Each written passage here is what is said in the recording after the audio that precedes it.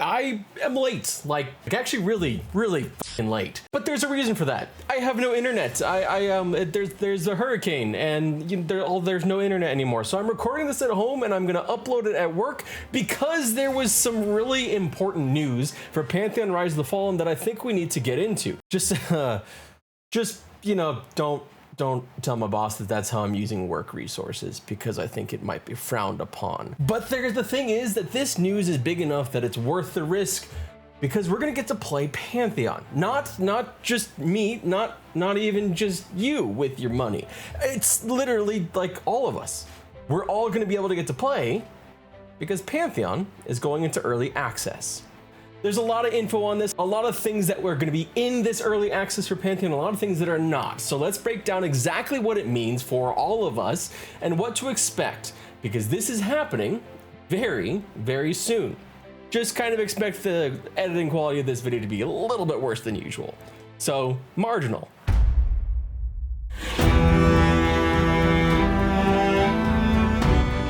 First things first, the game is going to be going into early access in December of 2024. That's just a couple months away. It will be going into this new phase with 6 playable zones, 6 playable races, and 12 classes. The 6 playable zones are Thronefast and Avendir's Pass, both of which are currently in the game, and then you add in Halnir's Cave coming in August, followed by the release of the last 3 zones, Silent Plains, Eastern Plains, and Wild's End. The zone you're seeing on screen right now is Silent Plains, with clips taken from creative director Chris Joppa Perkins' live stream that shows some of the visual difference and scale of the new zones.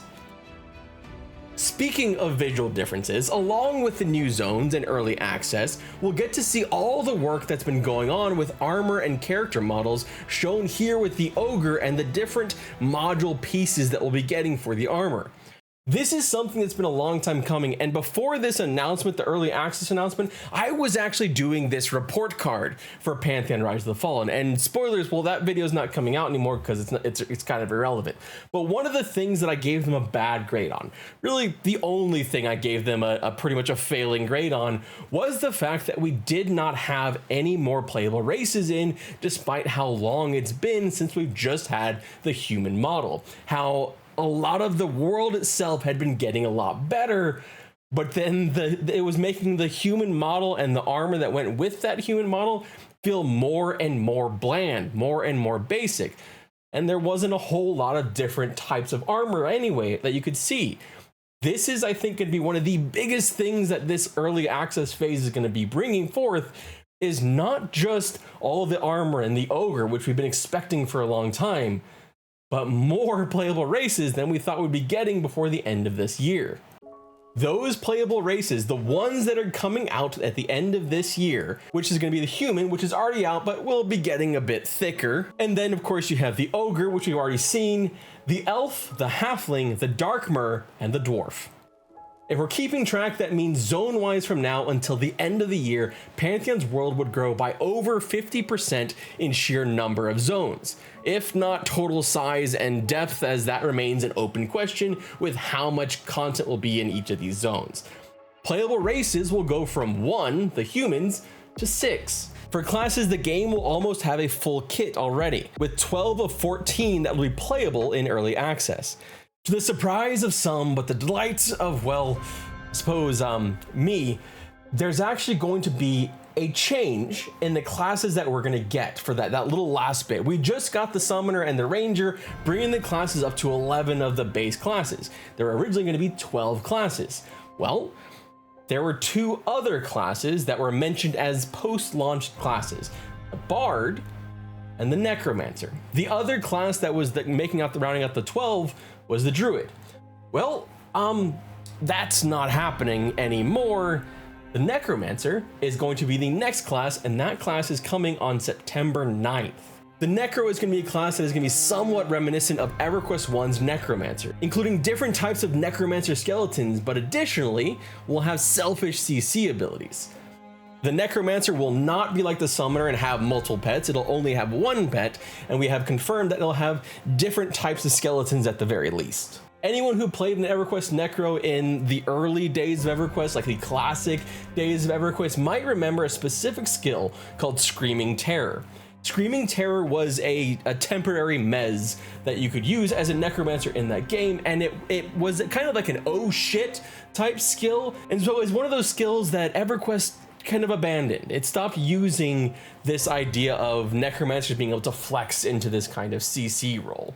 And it'll be interesting to see exactly how Pantheon finds a way to make the class feel like a good CC role, because currently there's only one in Pantheon, and they use a quaternity. They use 4 classes, not 3, not the Holy Trinity from World of Warcraft. You actually have a 4th role, the support role, and that's kind of what Necromancer is going to be, but just selfish and more, I guess, more DPS focused. But we'll really just have to see exactly what it comes out as when we get to play it on September 9th, day after my birthday, and I don't think there could have been a better birthday present for me. Holy shit.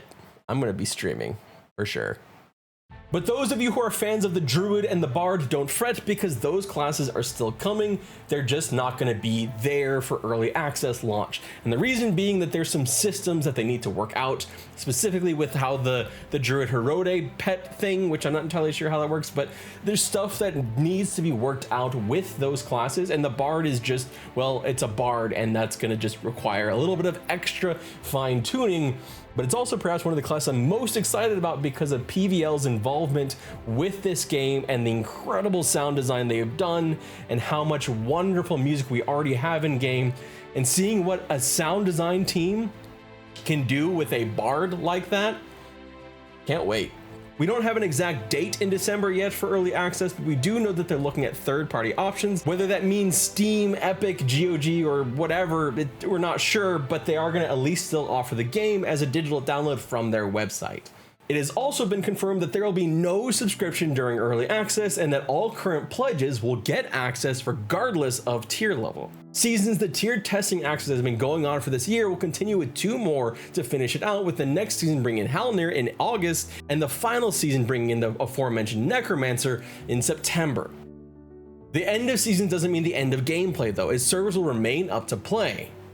And while not fully confirmed, so please take this with a grain of salt, but I directly asked Christopher Perkins on his stream, which I have linked down below if you want to check him out, how will that access work? How is the access going to work after that season ends? Well, it sounds like the plan is for supporters and up. So the one-time $50 fee, and the $250 and the $750, everyone who could play currently.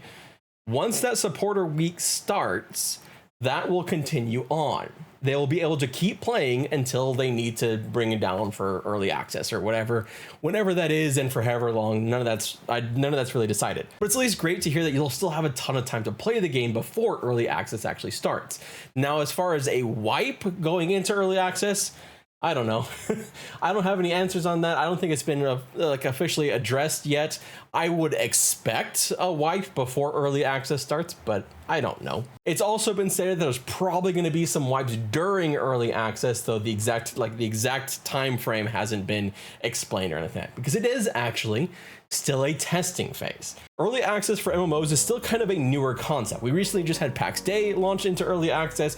Monsters and Memories, another indie MMO, has laid out their plan for early access, which is essentially launch into early access, and then when the game goes into 1.0, have a full-on server start, like a fresh start server for players that are coming in for 1.0, but don't wipe the progress from the early access. I don't know if there is a good or best way to do this. I'm sure people have a shit ton of opinions about it though, but it's still one of those things that at least going into this, you should at least know that the current plan is to have at least some kind of wiping, which is a weird phrase.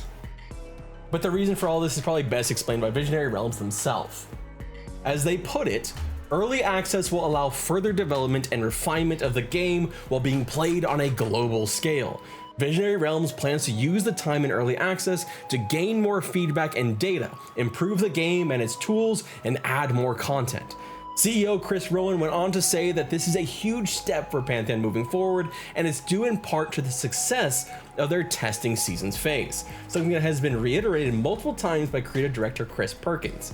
So in general, it sounds like this early access phase is going to be continued testing for all of us, but at a much larger scale, with a lot more content, even more content than we thought we were going to get, with, like, it sounds like a sped up version of seasons in a lot of ways, with broader content.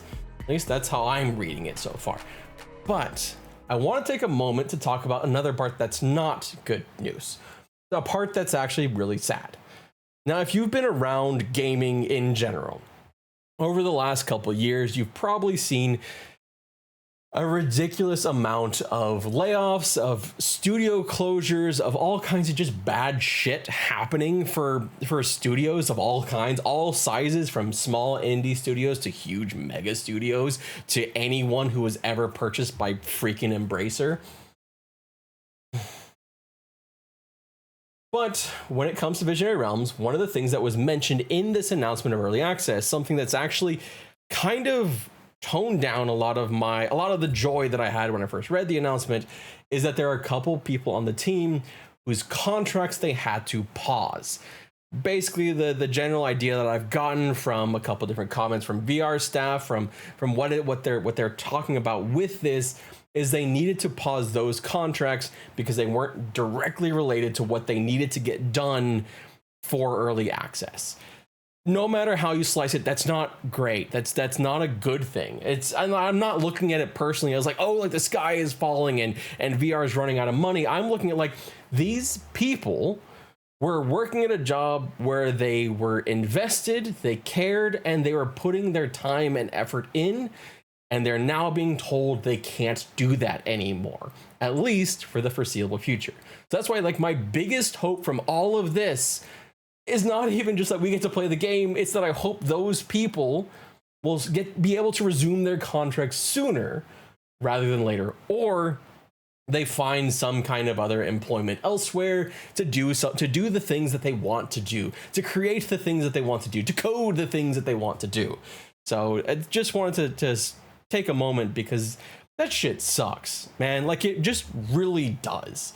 It's kind of a downer, and I don't want to end on that specifically, but it does deserve like its own mention. It deserves to be one of those things that is talked about in this announcement, is the fact that yes, there are some people that have been putting their heart into this game that are on hold, and hopefully not for too much longer. But I did say that I want to end on a happy note. So how about I put like money forward, I guess. So I'm going to go ahead and give away a $50 supporter pledge. So if you've gotten this far, it's a secret, right? Like, you actually watched the video. So I'm going to be giving away a $50 supporter pledge, which would then grant you access to early access. In order to get this pledge, you just comment. There is no secret passphrase. I'm going to pull every single comment on this video. The only thing I ask is, if you do not want a pledge, let me know in the comment section, because I'll just pull randomly from whoever, and I'll reach out and see if you want the pledge or not. But that would speed things up a little bit if you say, no, I'm good, I already got a pledge, or I don't want a pledge.